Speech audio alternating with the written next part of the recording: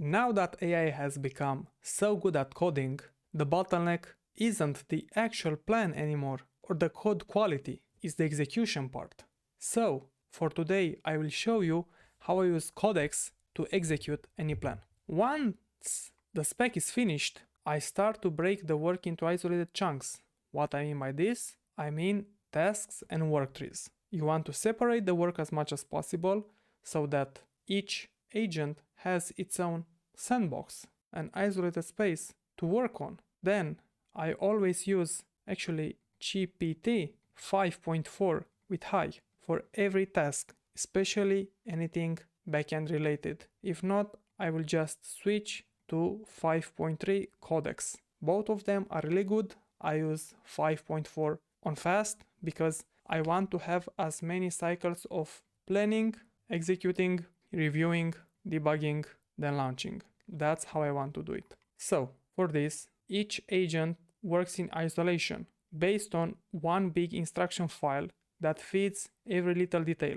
And this file has context for all of the agents. In this case, I work with 4 agents for a project. And there was a big task that needed all of them, and all of them had a .md file that get read, and then I would just say read xyz file and execute 1, execute 2, execute 3 to each of the agents so that they will know what the general image of the feature is, but also to concentrate only on their own task. After each agent starts to build, I don't want them to make any product decision. No guessing. That's why you need a really good spec'd out plan that you can find in another video I just posted. You want to leave as little ambiguity as possible to the agents, to the executing agents especially, and just let them work.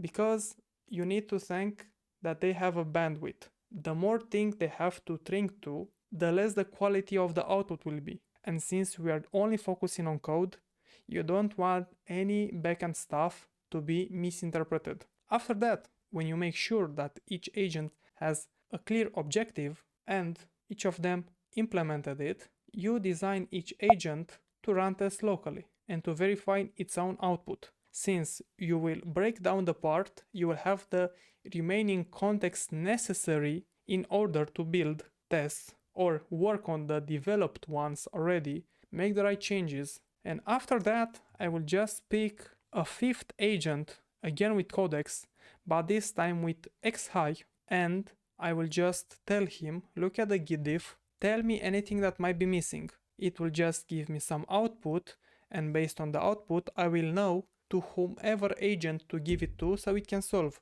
So like this, I can create a nice feedback cycle. I can just keep on feeding with the main agent having basically orchestrating power over however the little ones, the task workers basically, are working.